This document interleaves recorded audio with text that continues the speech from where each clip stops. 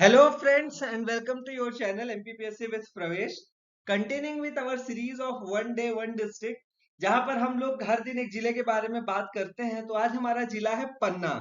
ठीक है, तो अगर हमने थोड़ा भी जनरल नॉलेज पढ़ा है या हमने थोड़ा भी इंडिया को जाना है तो हम एक चीज जानते हैं कि भारत का एकमात्र जगह जहां पे हीरा होता है तो वो पन्ना है। ठीक है, और पन्ना के साथ ही हमारी जो सीरीज शुरू हो रही है उस बुंदेलखंड इलाके में हम लोग जा रहे हैं। और फिजियोग्राफिकली मतलब बुंदेलखंड है ये। तो ये पन्ना, छतरपुर, टीकमगढ़, निवाड़ी, सागर, दमोह, ये और जो इसके साथ ही ग्वालियर, इसके साथ ही झांसी वगैरह जो लगते हैं उत्तर प्रदेश में, झांसी, महोबा, ललितपुर, ये सब भी आपका बुंदेलखंड का पार्ट है। ठीक है, बुंदेलखंड जो है वो बहुत ही वीरों का प्रदेश माना जा सकता है।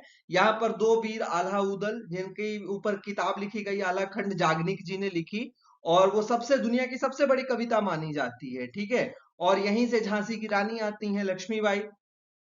तो इस चीज को हम लोग ध्यान रखेंगे और पन्ना जिले के बारे में देखते हैं। और पन्ना जो है वो उत्तर प्रदेश के साथ बॉर्डर शेयर करता है, जो पिछली स्लाइड में देखना हम लोग भूल गए। पन्ना जो है यूपी के साथ बॉर्डर शेयर करता है अपना। और ये किस डिवीजन के अंदर आता है? सागर डिवीजन। सागर सागर के अंदर 6 जिले आते हैं: पन्ना, छतरपुर, टीकमगढ़, निवाड़ी, सागर और दमोह। ठीक है, सागर जो है वो डिवीजन कब बना था? 1975 में। ठीक है, हम लोग हर चीज को इतनी बार सुन लेंगे कि एग्जाम में बिल्कुल भी कंफ्यूजन ना हो। सागर 1975 में डिवीजन बना था। 1956 में जब एमपी बना था तो एमपी में जो प्रेजेंट एमपी है उसमें 5 डिवीजन्स थे। ठीक है, 4 बड़े शहर भोपाल, इंदौर, ग्वालियर, जबलपुर और रीवा। 1956 में हमारे यही डिवीजन थे। उसके बाद जो हमारा डिवीजन बना 1975 में, वो बना सागर। पन्ना जो है वो मध्य प्रदेश का हीरा जिला है।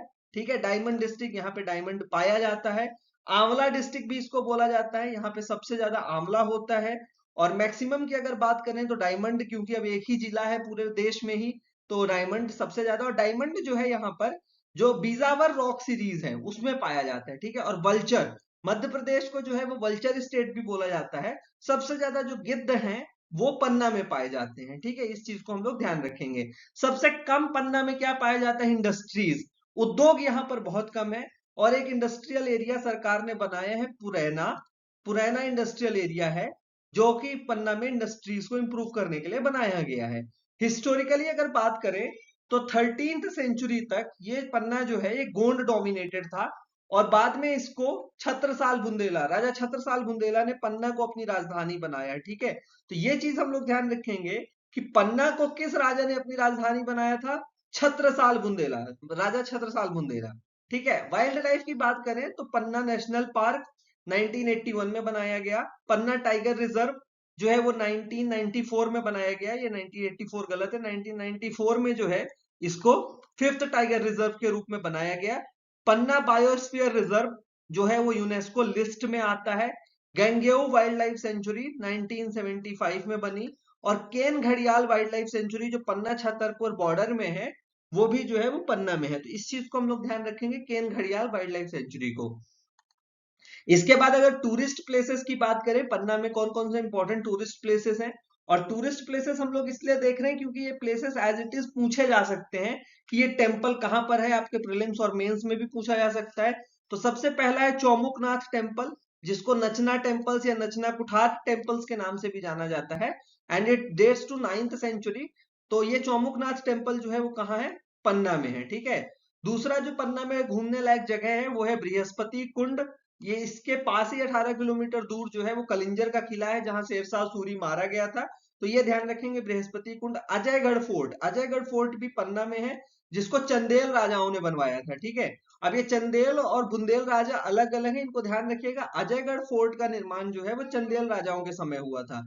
फिर पन्ना में जो है वो बलदेव जी का मंदिर है, बलदेव टेम्पल, जिसको कि रोमन आर्किटेक्चर, मतलब कि जो फॉरेन आर्किटेक्चर है उससे इंस्पायर्ड है। पूछा जा सकता है कि बलदेव जी टेम्पल जो है वो कहां से इंस्पायर्ड है? तो it is inspired by Roman architecture. फिर एक बहुत ही फेमस पन्ना में मंदिर है, जुगल किशोर जी का मंदिर, जुगल किशोर जी टेम्पल, जिसकी आप फोटो भी यहाँ पर देख सकते हैं। बहुत ही शानदार मंदिर बना हुआ है। एंड इसको किसने बनवाया था? हिंदूपत सिंह। हिंदूपत सिंह नामक राजा थे, चौथे बुंदेला राजा थे पन्ना के। ठीक है, उन्होंने बनवाया था। और ये माना जाता है कि इस मंदिर के गर्भगृह में जो मूर्ति रखी हुई है वो वृंदावन से लाई गई थी। ठीक है, तो ये जुगल किशोर जी मंदिर के बारे में ध्यान रखेंगे। एक तो कि वो पन्ना में है, किस राजा ने बनवाया था, हिंदूपत सिंह, चौथे बुंदेल राजा पन्ना के, और इसमें जो मूर्ति है वो वृंदावन से लाई गई थी। इसके बाद प्राणनाथ टेम्पल है, जो परमानीस के लिए बड़ा ही सेक्रेट टेम्पल है, 1692 में बनवाया गया था। और इस टेम्पल में श्री गुम्मत जी करके हैं, जहां पर कि 9 मार्बल डोम्स हैं। ठीक है, तो इस चीज को ध्यान रखेंगे, प्राणनाथ टेम्पल।